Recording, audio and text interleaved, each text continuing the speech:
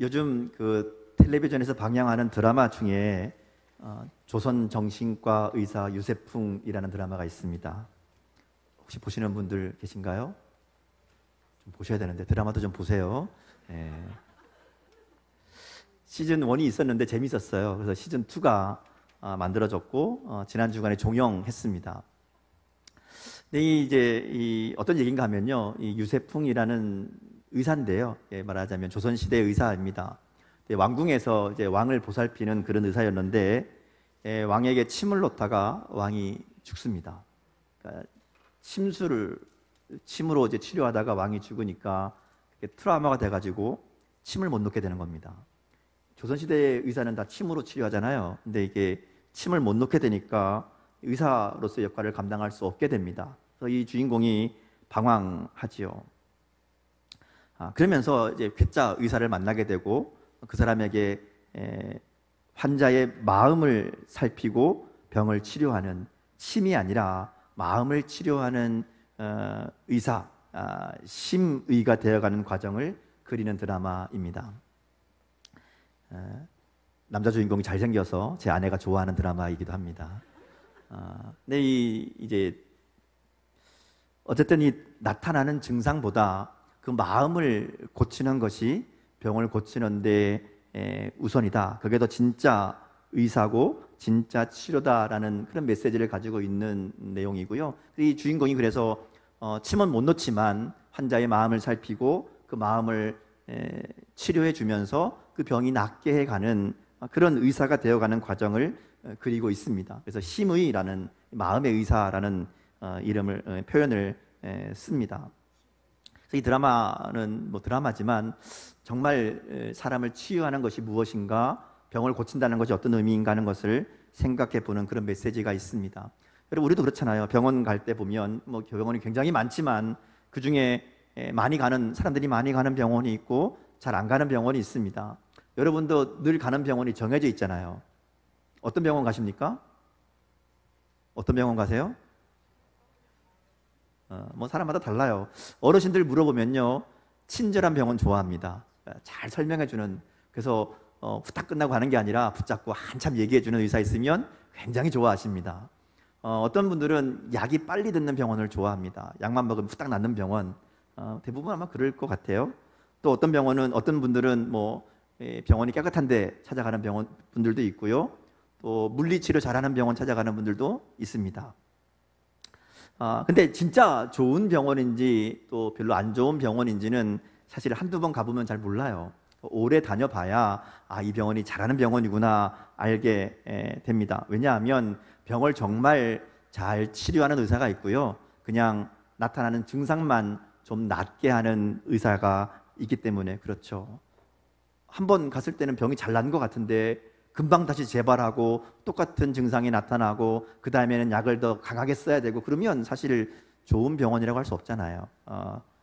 좋은 의사는 시간에 좀 걸리더라도 병의 원인을 찾고 또 근본적인 치료를 해주는 의사가 좋은 의사라고 생각을 합니다. 근데 문제는 많은 병원들이 그러지 않아요. 병의 원인을 찾고 오랫동안 치료해 보면요, 그 병원 안 갑니다. 그죠? 빨리 낫게 해주고 빨리 증상이 호전되어야 그래야 좋은 병원이라고 생각하고, 그렇지 않고 시간이 좀 오래 걸리고 이 치료하는 것이 빠르지 않으면 잘 못하는 의사 아니냐, 이렇게 사람들이 생각한다는 것이죠. 그래서 많은 병원들이 일단 보이는 증상만 낫게 하는 그런 치료를 거기에 맞춰서 진행을 하고요. 그러다 보니까 병이 완전히 치료되지 않는 그런 경우들을 많이 보게 됩니다. 근데 오랜 시간 겪어보면 근본을 치료할 줄 아는 의사가 좋은 의사이고요, 또 그런 의사가 실력 있는 의사라는 것을 우리가 깨닫게 되지요.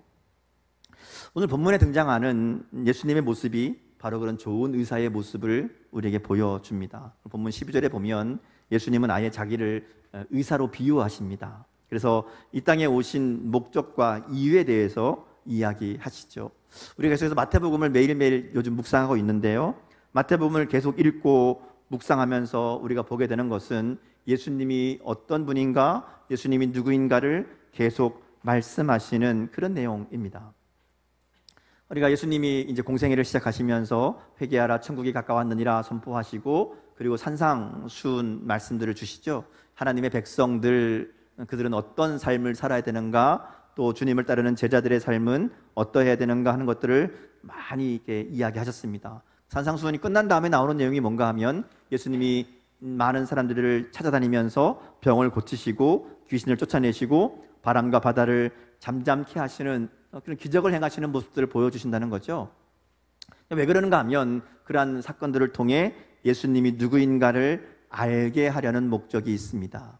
오늘 본문도 마찬가지입니다. 예수님이 행하신 기적의 사건을 기록하고 있습니다. 특별히 오늘 본문은 굉장히 유명한 본문이지요. 마태복음만이 아니라 마가복음과 누가복음에도 이 내용이 기록되어 있습니다. 사람들이 막 예수님께 몰려듭니다. 병을 고치기 위해서 많이 오죠. 근데 한 중풍 병자가 예수님께 가고 싶은데 갈 수가 없어요. 너무나 많은 사람들이 모여 있고, 이 사람은 움직이지 못하는 심각한 중풍병에 걸려 있습니다. 그래서 생각해낸 것이, 함께 온 친구들이 이 침상채로 지붕으로 들고 올라가서 지붕을 뜯고 그 지붕 밑으로 내려보내서 예수님을 만나게 하는 그런 내용입니다.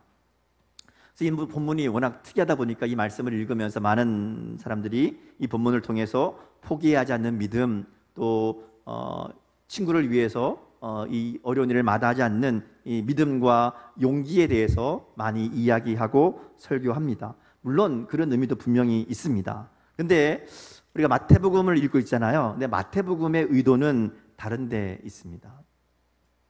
마태가 이 복음서를 기록하면서 염두에 둔 것은 유대인들입니다.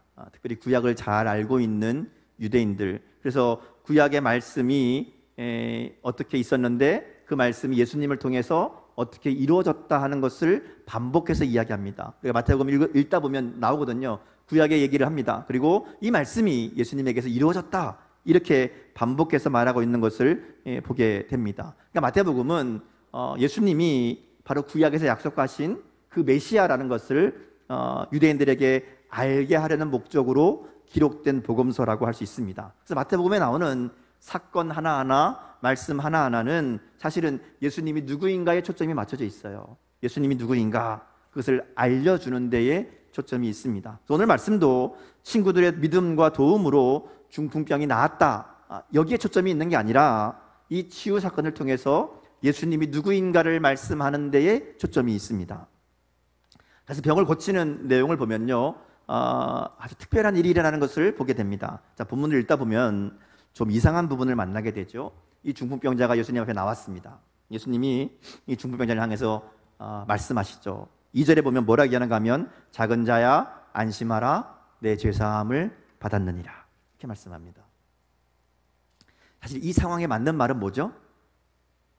이 중풍병자가 침상에 메워가지고 친구들이 어렵게 예수님 앞으로 데려왔어요. 예수님 앞에 딱 왔습니다. 예수님 뭐라고 얘기해야 돼요? 일어나 걸어가라, 이거거든요. 나았다, 네 병이 나아라, 이게 적절한 대답 표현입니다. 그런데 예수님은 그게 아니라 내 제사함을 받았다, 이렇게 말씀합니다. 전혀 상관없는 이야기처럼 보이는 엉뚱한 말씀을 한다는 거죠. 문제는 이 말씀이 그냥 엉뚱한 정도가 아니라 심각한 문제를 일으킬 수 있는 그런 말씀이라는 겁니다. 자, 그래서 이 말씀을 하자마자 그 자리에 있던 서기관들이 바로 반응을 보이죠. 뭐라고 얘기합니까? 이 사람이 신성을 모독하도다. 만약에 예수님이 이 사람들의 기대처럼 그냥 자기 앞에 나와 있는 이 중풍병자의 병을 고쳐주셨다면, 그러면 사실 별 문제가 없었을 겁니다. 오히려 이것을 보고 많은 사람들이 야, 정말 예수님 능력 있는 분이구나, 그렇게 생각하고 인기를 얻고 따르는 사람들이 더 많아졌을 수도 있습니다. 또 그 자리에서 예수님을 꼬투리 잡으려고 있던 이 서기관들도 예수님의 능력을 보고 할 말이 없죠. 아, 정말 대단한 분이구나, 저분이 메시아가 아닌가, 이렇게 생각했을 수도 있습니다. 근데 주님 그렇게 하지 않으시는 거예요. 왜냐하면 예수님의 목적은 병 고치는 데 있는 게 아니기 때문에 그렇습니다. 예수님이 이 땅에 오신 목적은 단순히 병든 자들을 고치고 귀신 들린 자들을 치유하시는 것이 목적이 아니기 때문에 그렇다는 것이죠. 예수님의 목적은 딴 데 있습니다. 그게 6절 말씀이거든요. 6절 상반절 말씀을 보면요, 예수님이 이렇게 얘기합니다. 그러나 인자가 세상에서 죄를 사하는 권능이 있는 줄을 너희로 알게 하려 하노라. 자, 예수님이 이런 상황을 만드시는 이유는 이것 때문이라는 거예요. 예수님이 죄를 사하는 권능이 있는 것을 사람들이 알게 하도록 하기 위해서 이 일을 하신다, 이렇게 말씀하는 겁니다. 예수님께서 이 기적을 통해서 분명하게 보여주고자 하시는 것은 예수님이 죄를 사하는 능력이 있다는 겁니다. 죄를 사하는 능력이 있다. 자, 예수님 말씀하시는 세상에서 죄를 사하는 능력이 뭘까? 당시의 유대인들은 죄를 사하는 것은 오직 하나님만이 하시는 일이라고 생각했습니다. 맞죠? 죄를 사하는 것은 하나님만 할 수 있습니다. 그래서 예수님이 네가 죄사함을 받았다 그러니까 네가 지금 신성을 모독한다, 이렇게 이야기하는 것이죠. 물론 이 죄사함을 받았다라는 얘기를 사람들이 할 때가 있어요. 언제 하는가 하면 제사장들이 이 얘기를 할 때가 있습니다. 죄를 사했다라는 게 아니라 말하자면 죄 사함을 확인해 주는 이야기입니다. 어떤 상황인가 하면, 여러분, 예수님이 나병 환자들을 고쳐주시는 사건들이 있었죠. 나병 환자들을 고쳐주시면 뭐라 그러는가 하면 제사장에게 가서 보여라, 이렇게 하거든요. 왜냐하면 이게 무슨 얘기인가 하면 가서 확인받아라 하는 얘기입니다.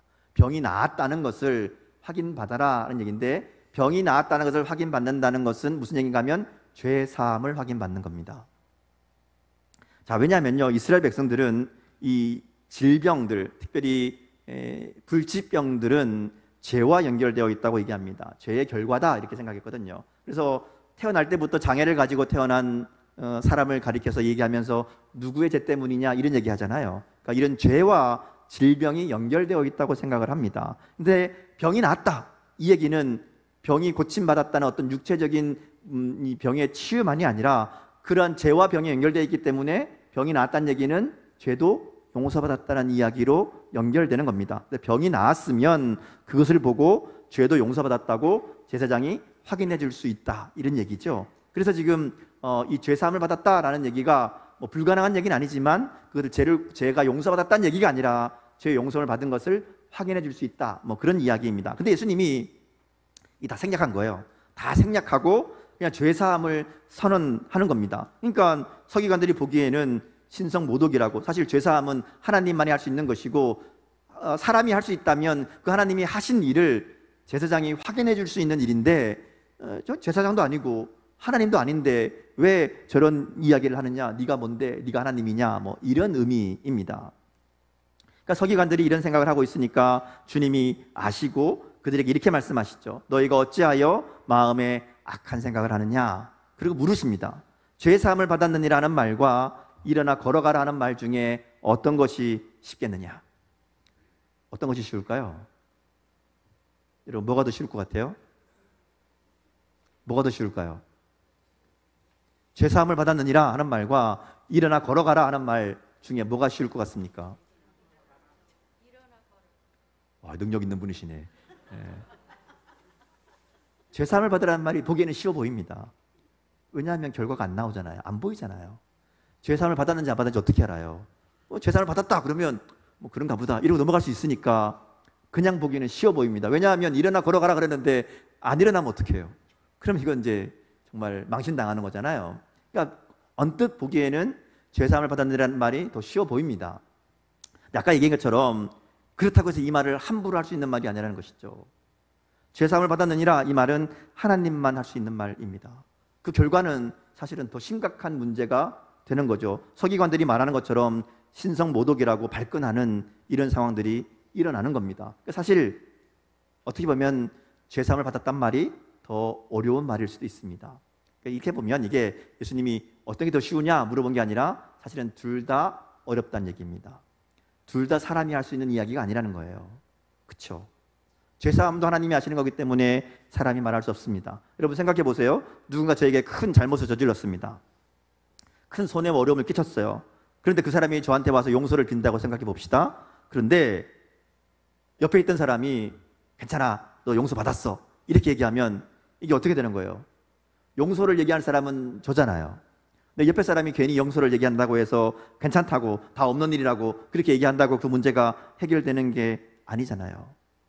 근데 지금 예수님이 그러고 있다, 서기관들은 그렇게 생각하는 겁니다. 하나님만 할 수 있는 일을, 그 말을 예수님이 했으니까 이거는 할 수 없는 일이고 해서는 안 되는 일이다, 이렇게 말하고 있다는 것이죠. 자, 근데 예수님이 이렇게 말씀하시는 의도가 있습니다. 서기관들은 예수님이 누구이신지 모르기 때문에 지금 이 말에 발끈하지만, 예수님은 자기가 누구인가를 알게 하기 위해서 일부러 이 얘기를 하신다는 거예요. 둘 다 어려운 얘기입니다. 죄를 사하는 것, 일어나 걸어가라 하는 것. 그래서 뒤에 보면 사람들이 이 일을 보고 이거 사람이 할 수 있는 일이 아니다, 하나님이 주셨다, 하나님이 사람에게 이런 권능을 주신 것을 보고 그들이 하나님께 영광을 돌렸다, 이렇게 얘기하거든요. 이게 말하자면 사람이 하는 일이 아니다, 이런 의미거든요. 자, 그럼에도 불구하고 예수님이 이런 죄사함의 권세를 이야기하시는 이유는 예수님이 바로 그런 죄사함의 권세를 가지고 있는 하나님이라는 것을 분명하게 알게 하시려는 의도적인 발언이라는 겁니다. 예수님이 이 땅에 오셔서 하신 일이 무엇인가 하면 바로 이 죄의 문제를 해결하는 것이죠. 예수님은 겉으로 드러나는 증상이 아니라 본질적인 문제를 해결하기 위해 이 땅에 오셨다 하는 것이죠.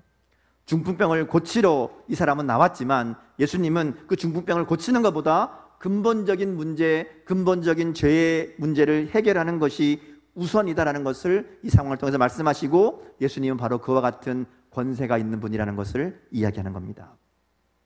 자, 성경은 모든 인간의 문제와 고통의 원인이 죄라고 얘기합니다. 근데 이 죄는 우리가 흔히 생각하는 세상에서 어떤 법을 어기는 그런 세상의 범죄를 이야기하는 게 아닙니다. 성경이 말하는 죄는 보다 근본적인 죄이죠.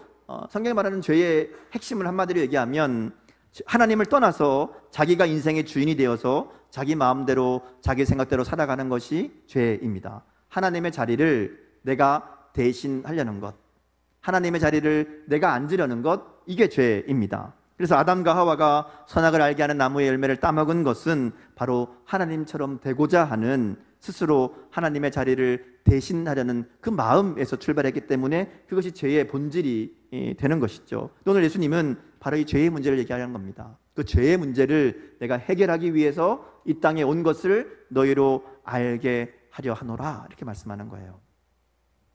하나님과 우리 사이에 장애물이 있죠. 죄입니다. 이사야 59장 1절 2절 말씀을 보면 이렇게 말씀합니다. 여호와의 손이 짧아 구원하지 못하심도 아니요, 귀가 둔하여 듣지 못하심도 아니라, 오직 너희 죄악이 너희와 너희 하나님 사이를 갈라놓았고 너희 죄가 그의 얼굴을 가리어서 너희에게서 듣지 않으시게 함이니라, 이렇게 말씀합니다. 우리의 죄가 하나님과 우리 사이를 갈라놓았습니다. 우리의 죄 때문에 하나님이 우리를 듣지 않으신다 하는 것이죠. 근데 예수님은 바로 그 죄의 문제, 그 하나님과 우리 사이를 가로막고 있는 그 죄를 해결하기 위해서, 그래서 하나님과 우리 사이를 회복시키기 위해서 이 땅에 오셨다 하는 겁니다. 분명히 이 사람에게는 일어나 걸어가라는 말이 더 필요한 말이었겠지만, 예수님은 죄 사함의 권세가 있는 것을 알게 하기 위해서, 이 죄 사함이 먼저라는 것을 알게 하시려고 오늘 이 사람에게 네가 죄 사함을 받았다, 이거부터 말씀하신다는 것이죠. 자, 근데 그걸로 끝이 아니죠. 예수님이 정말 죄 사함의 권세가 있다는 것을 그 병을 고쳐주심으로 확인시켜 주십니다.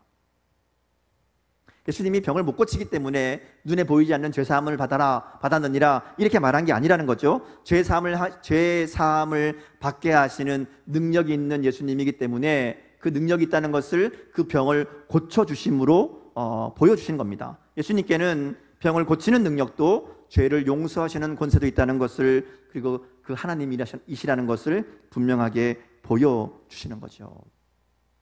그래서 예수님이 보여주신 병을 고치고 귀신을 쫓아내는 이런 기적들은 하나님의 형상을 회복하는 능력이 예수님께 있음을 보여주는 그런 사건들입니다. 고통과 고난과 억압 가운데 있는, 죄 가운데 있는 우리를 해방시키시고 새롭게 하시는 그 하나님의 능력이 예수님께 있다는 것을 분명하게 보여주시는 사건들이 바로 병자를 고치시고 귀신을 쫓아내시는 그런 사건들입니다. 그러니까 기적 자체가 아니라 기적을 통해서 주님이 누구이신지, 왜 이 땅에 오셨는지를 우리에게 알게 하신다는 것이죠. 그래서 오늘 주님은 그냥 병만 고치는 것이 아니라 죄사함을 선포하시는 겁니다.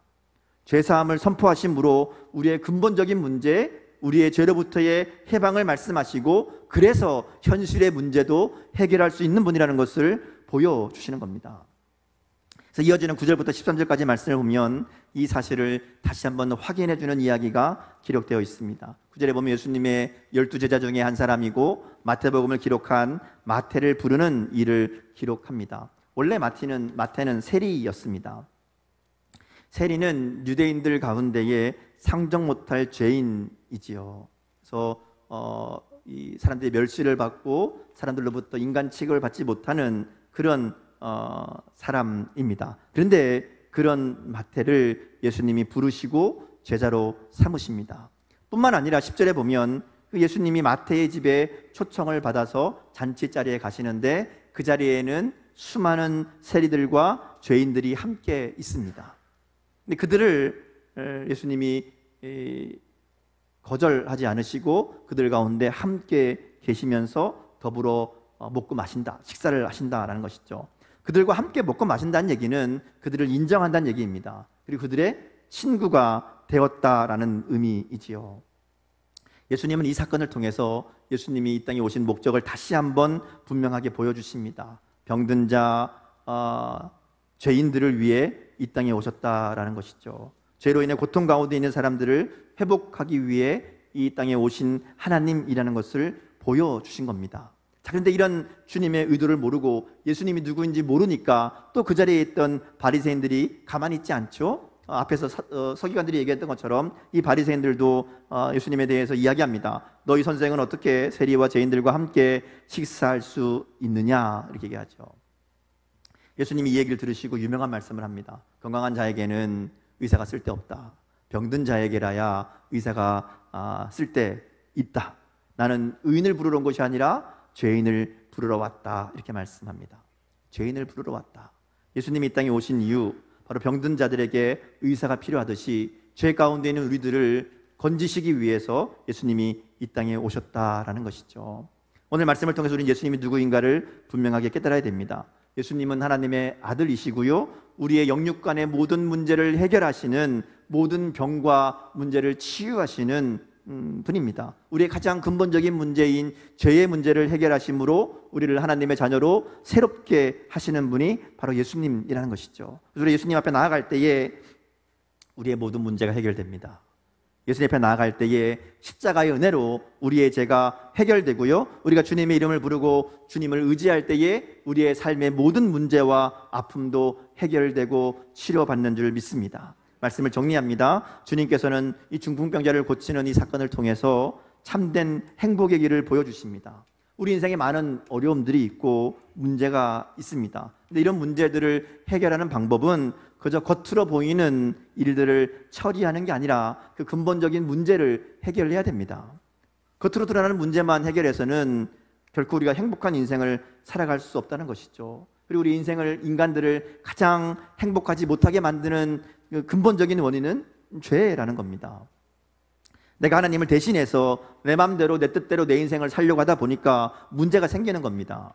이건 내 힘으로 해결할 수 없는 문제이지요. 내 힘으로 내가 하나님이 되려고 하니까 내 마음대로 하려고 그러니까 당연히 인생이 힘들고 어려울 수밖에 없다는 겁니다. 이 죄의 문제가 해결되어야 우리가 하나님의 형상을 회복하고 하나님의 자녀가 되고 예수님이 우리의 주인이 되셔야 이 문제가 해결되거든요. 그래서 주님이 이 일을 위해서 이 땅에 오신 겁니다. 하나님이시지만 인간의 몸으로 이 땅에 오셔서 우리의 죄의 문제를 해결해 주신 거죠. 그러므로 내가 죄인임을 깨닫고 주님 앞에 나아갈 때에 이 모든 죄의 문제를 해결해 주시는 하나님의 은혜를 경험할 수 있습니다.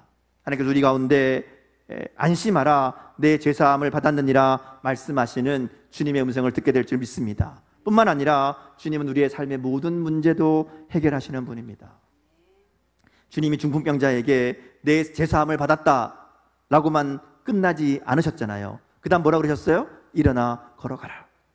오늘 우리가 예수님을 영접할 때에, 예수님을 나의 주님으로 고백할 때에, 그리고 주님을 온전한 마음으로 따를 때에 주님께서 우리의 삶도 일으켜 주실 줄 믿습니다. 모든 병과 문제를 고치시고 해결하시는 능력으로 우리 가운데 역사하실 줄 믿습니다. 오늘 이 믿음으로 주님을 모시고 살아가는 우리 모두가 될 수 있기를 주님 이름으로 축복합니다. 우리의 모든 문제를 해결할 수 있는 권능이 있으신 그 예수님을 의지함으로 주님의 은혜 안에 날마다 복음의 능력을 경험하고 더욱 힘있는 삶을 살아가는, 믿음의 삶을 살아가는 저와 여러분 될 수 있기를 주님의 이름으로 축복합니다. 함께 기도하겠습니다.